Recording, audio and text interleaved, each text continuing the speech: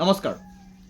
আপুনি যদি অসম আৰক্ষীৰ অসম পুলিচৰ যি ইণ্টাৰভিউ আছে ফিজিকেল ইণ্টাৰভিউ যদি আপুনি দি শেষ কৰিছে আৰু আপোনাৰ যদি ভাল হৈছে দেন আপুনি এতিয়া নেক্সট ষ্টেপ কি কৰিব সেইটো নিশ্চয় আপোনাৰ মাইণ্ডত কুৱেশ্যন আহি আছে। যিটো ইণ্টাৰভিউ দিছে সেইটো ইণ্টাৰভিউ দিয়াৰ পিছত বহি থাকিলে নহ'ব যে আহি থাকক ৰিটাৰ্ণ আহি থাকক চ' তেতিয়ালৈকে আমি বহি থাকোঁ আৰু কিবা কিবি কৰি থাকোঁ চ' তেনেকুৱা হ'লে নহ'ব। আপুনি অসম আৰক্ষীৰ বাবে অহা নেক্সট ষ্টেপ কি ল'ব?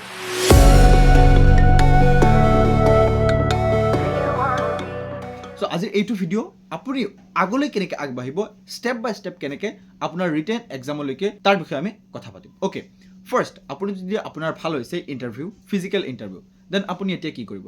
প্ৰথম কথা হৈছে যে আপোনাৰ ফিজিকেল ইণ্টাৰভিউ ভাল হোৱাৰ পিছত ফাৰ্ষ্ট আপুনি কৰিব আপোনাৰ ৰিটেন এক্সামৰ প্ৰিপেৰেশ্যন কৰিব। নৰ্মেলি আপোনাৰ মাইণ্ডত আহে এইটোৱেই, আপোনাৰ ৰিটেন পৰীক্ষাৰ কাৰণে এতিয়া প্ৰিপেৰেশ্যন কৰাৰ প্ৰয়োজন।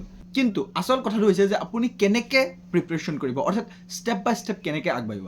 ফাৰ্ষ্ট থিং আপোনাৰ প্ৰিপেৰেশ্যনৰ কাৰণে আপুনি প্ৰথমে কেনেকৈ পঢ়িব, কেনেকৈ আগলৈ আগবাঢ়িব, কোনটো চেপ্টাৰ কেনেকৈ কি পঢ়িব তাৰ বিষয়ে আপোনাৰ ফুল এটা প্লেন বনোৱাৰ দৰকাৰ। এতিয়া আপুনি চাওক এনেকুৱা যদি আপোনাৰ মাইণ্ডত আহে বোলে মই অলপ সময় পঢ়োঁ অলপ সময় বেলেগ কিবা কৰোঁ, এনেকুৱা হ'লে নহ'ব। বিকজ আপুনি বহুত সময় দিলে ফিজিকেলৰ কাৰণে। এতিয়া আপোনাৰ ফাইনেল ড'জৰ সময় আহি গৈছে, ফাইনেল ড'জটো দিয়াৰ সময় আহি গৈছে।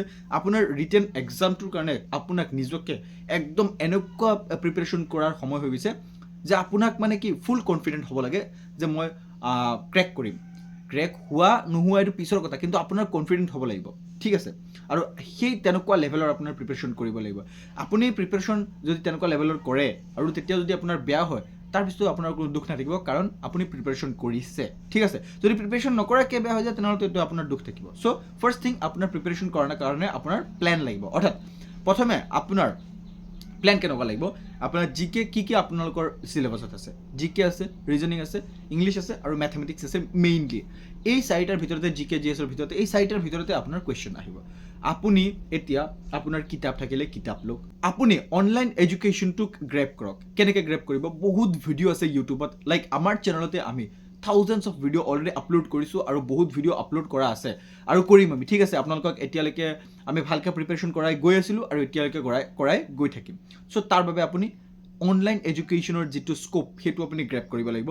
এণ্ড আপোনাৰ কি কৰিব লাগিব, ফিজিকেল কিতাপ ল'ব লাগিব। ফিজিকেল কিতাপ যদি নাই তেনেহ'লে আপুনি লওক, তাৰ পৰা আপুনি ভালকৈ প্ৰিপেৰেশ্যন কৰক। PDF আপুনি লওক আৰু ইয়াতকৈ মষ্ট ইম্পৰ্টেণ্ট যিটো বস্তু হৈছে সেইটো হৈছে আপুনি মক টেষ্ট এটেম্প কৰক। এতিয়া মক টেষ্ট ক'ত পাব এইটো এটা কুৱেশ্যন আহি যায়। চ' মক টেষ্ট পোৱাৰ কাৰণে আপুনি কি কৰিব, আমাৰ এই চেনেল ছাবস্ক্ৰাইব কৰক। আমি আপোনালোকক মক টেষ্ট দিম, ফ্ৰী মক টেষ্ট দিম, পেইড মক টেষ্ট দিম, যিকোনো ধৰণৰ মক টেষ্ট আপুনি আমাৰ চেনেলত পাব। কিন্তু আমি তাৰ কাৰণে প্ৰিপেৰেশ্যন কৰি আছোঁ। মক টেষ্ট আপোনালোকক কেনেকুৱা ধৰণে কেনেকুৱা লেভেলৰ মক টেষ্ট দিম, চ' তাৰ বাবে আমি প্ৰিপেৰেশ্যন কৰি আছোঁ, ঠিক আছে। যিকোনো কিবাটো দিলেই নহ'ব, চ' দেটছ ৱাই আমি প্ৰিপেয়াৰ কৰি আপোনালোকক প্ৰভাইড কৰিম। দেটছ ৱাই মই কৈ আছোঁ আপুনি ছাবস্ক্ৰাইব কৰক, ঠিক আছে। চ' মেইন থিং এইটো। এণ্ড নেক্সট থিং, আপুনি যি আপোনাৰ ৰিটাৰ্ণৰ কাৰণে প্ৰিপেৰেশ্যন কৰি আছে তাৰ উপৰিও আপুনি আপোনাৰ ফিজিকেলটো ঠিক ৰাখিব, ঠিক আছে। ফিজিকেলটো ঠিক ৰাখিব, কাৰণ চাওক আপুনি এতিয়া ভাবিব যে মোৰ ফিজিকেলটো শেষ হৈ গ'ল, ভাল হৈ গ'ল, এতিয়া মই চাকৰি পাই যাম। ন, আপোনাৰ চাকৰি পোৱাৰ এতিয়াও চাওক এইটো ডিমটিভেশ্যন হয়, এইটো ৰিয়েলিটি হয়, এতিয়াও সময় আছে। চ' তেতিয়ালৈকে আপুনি আপোনাৰ ফিজিকেলটো ঠিক কৰিব লাগিব, ৰাখিব লাগিব। আৰু চাকৰি পালেও যে যিকোনো মানুহে ফিজিকেলটো ঠিক ৰাখিব লাগিব। চ' দেটছ ৱাই মই কৈ আছোঁ physical is the most important thing, health is wealth. So' that's Y আপুনি আপোনাৰ হেল্থটোক পূৰা পিয়'ৰ কৰি ৰাখিব লাগিব, ভাল কৰি ৰাখিব লাগিব। আৰু তাৰ বাবে আপুনি অলপ ফিজিকেল এক্সাৰচাইজ কৰিবই, এইটো এৰি নিদিব, ঠিক আছে।